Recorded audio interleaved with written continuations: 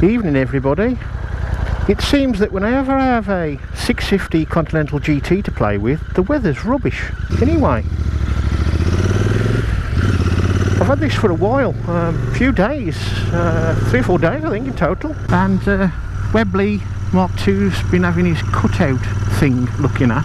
Thought it was everything really pointed to the side stand switch, but knew one of them on, I got half a mile and it did it again. But on a positive note, we've got the 650 back again. This is a new one, it's only got about 180 miles on the clock. The other video I did, again it was a bit of a rushed job. I can say now that the little fly screen does help keep wind off your chest, although you're alright at 40-50 mile an hour. It's only sort of 60 and up that becomes an issue. This one doesn't have a centre stand, that's an optional extra on the Continental GT. That one also had the engine bars on, this one hasn't got that. And the seat on this one is the original twin seat. It's quite firm. It's not as bad as I thought it was, but I'd still prefer the touring seat. The other one had, it was a single seat touring seat, and that was spot on, that was. Now I've got it for at least the weekend, I would think.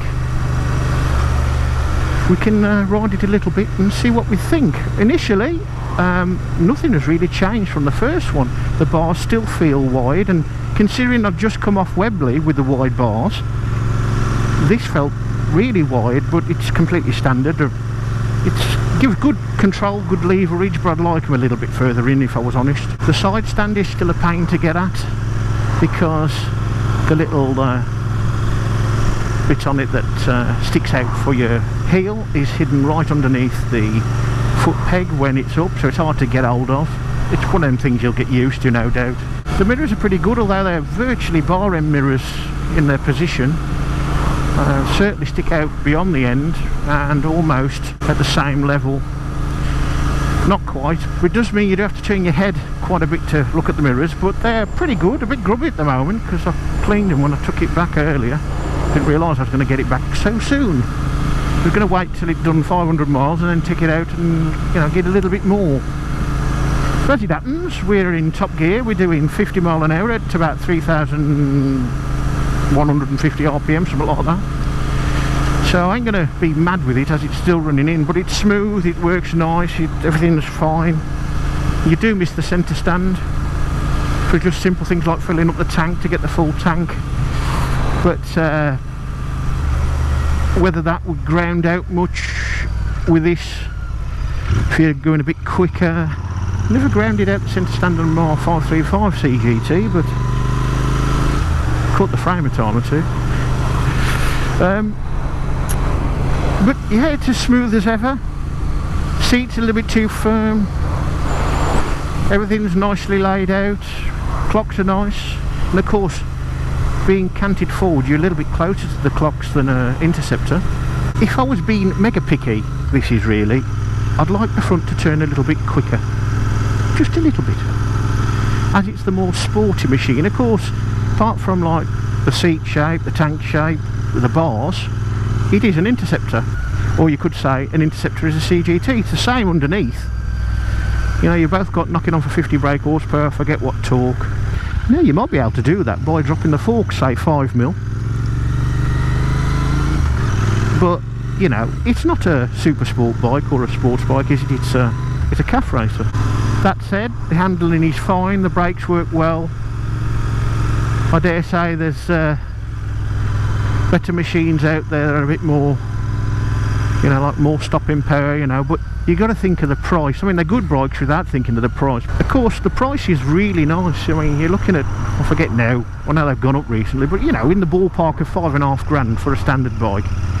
It's a lot of bike for that money, and it's better than that. It's better than the money. There's nice finishes on this, like there's better covering of the wires that go under the tank just by the headstock, and there's plenty of room for them, unlike Smelly's, which the wires are quite cramped and crushed in a little bit there. But what else? Well, nothing really. Nothing's really changed. You know, if I hadn't got Smelly, I'd probably have one of these, but as I've got Smelly, and I prefer Smelly's handling, even before I changed the shocks on Smelly, it's just down to the weight. Not that these are heavy, but Smelly is lighter. If I did change, I think I'd still go for an Interceptor. Of course, if you had the room, I know it's all relative to how much spare cash you've got, but you know, you could buy one of these and an Interceptor and still have four and a half grand change from the price of a Triumph Thruxton R.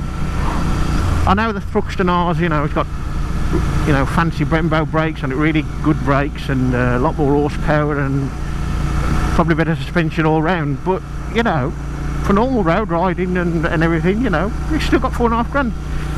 Anyway, whatever takes your fancy really. Right, we're doing 60 mile an hour. Yeah, more or less on the flat now, and it's doing what, 4,000 RPM in top. It is fitted with the aftermarket Scorpion cams. I say aftermarket, I still don't know whether they're an official accessory or not, but they're certainly nice. They do help, of course, with the lack of weight. It rolls around there like it's on rails, there's no doubt about that. Right, without going crazy, let's give the handling a try out on a gravel around after all this rain.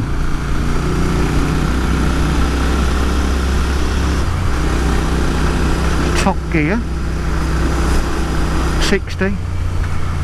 Holes in the road, sunken manholes, 45. Very easy to ride, very easy indeed.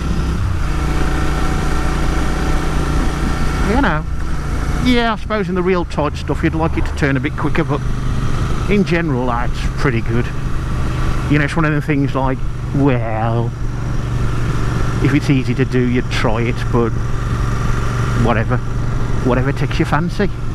We'll try that again the other way, again without going too mad. But this one is fitted with the Scorpion exhaust, but they do have the baffles in, which initially I thought was nice.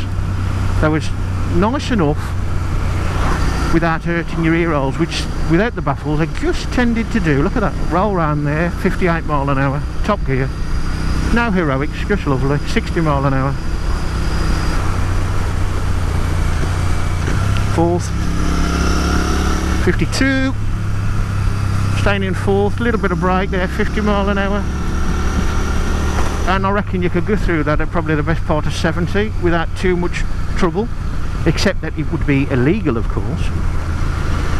But just to give you an idea, it's a decent handling machine. But yeah, back to the exhaust, sorry, carried away. Yeah, with the baffles now, a little bit on the quiet side, but it ain't much of a baffle. That said, I normally ride with ear plugs, so it don't really matter, does it? Just sound nice. Right, we go around here. Oh, look at that, that's lovely.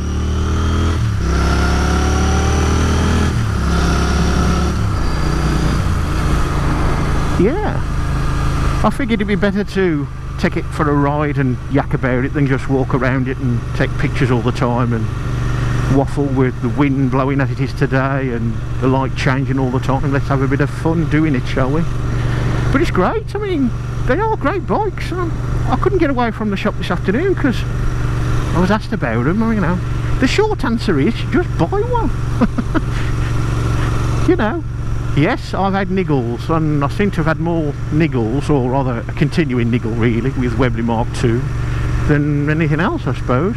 Not including Smelly's engine going bang, but you know, the second one's been fine. I think that's about 5,000 or 6,000 miles now, no trouble with that. But if you want more horsepower, of course, the 650s are the way to go. It's like, it's fun and sporty and relaxing all at the same time. It's a very durable bike, you know, it does pretty much anything you want it to do. Again, the Interceptor's probably the more practical bike. You know, it comes with a centre stand, although you can have one fitted to one of these. It's got the more comfortable riding position wrist-wise. I've said before, I prefer the canted forward sort of position, as long as the seat itself's alright. But, I mean, what do you do? I mean, look at, they're just good. They're just good bikes. I would turn the cap round, the Monza cap's the wrong way round, and it looks odd. Somebody's done that. I don't know how they actually did it, but there was no mangling of the tank, I don't think, so perhaps you can take the cap apart and turn it round. But anyway, it's all round, it's a good machine. I mean, some folks might think I'm a bit of a Royal Enfield fanboy, but no. If something's crap, I will tell you it's crap, and if something's good, I'll tell you as well. You get a lot of that, don't you? You get a lot of negatives. Everybody spouts off about the negatives and very rarely hear about the positives. But I try and do it from both sides. I've not really had a bad thing with Royal Enfields per se. The engine blowing up on smelly would be the worst thing, but it was done quite quickly. Engine from India with my engine number on it, so no paperwork needed. And it's been fine since. So, you know, when the negatives do happen, it's how they're sorted out as well, which so far have been alright. Well, one of the things I've noticed is that when you put your right foot down, this is just for me, it may not be for anybody else, but when I put my right foot down, the end of the lever that goes into the crankcase to operate the clutch touches just below the inside of my right knee, which I never spotted before. Doesn't really make any difference because most of the time your feet are up, but you just like never noticed that before. Morning folks, a bit of deja vu going on today. A nice morning. It's about 10 to 6. We're off home. Unfortunately the battery went flat yesterday, but I did do a bit of motorway riding. Just to confirm, the little screen you can get as an optional extra would be beneficial at 60 plus miles an hour. In total yesterday I did around about 2.5 hours in the saddle, and when I did stop I only got off for 5 minutes or so.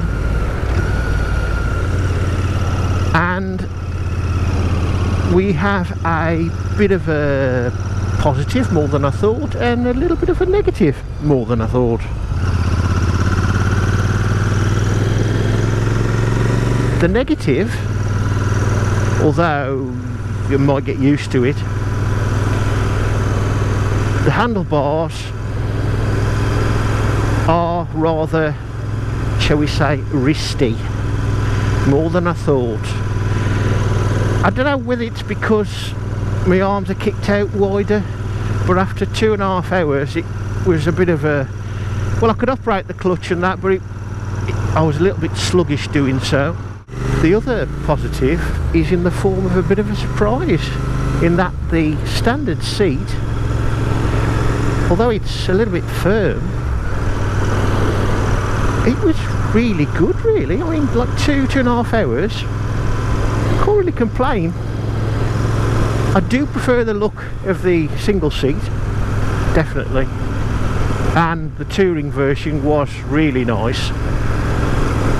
But then again, I didn't spend so long in the saddle. But overall, the standard seat is pretty good actually. Well folks, I think that's that. Can't think of anything else to say, although I'm bound to have forgotten something. So with that, I'll leave you to it, and some of the sounds hopefully, and a bit of the handling of this 650 CGT. See you again.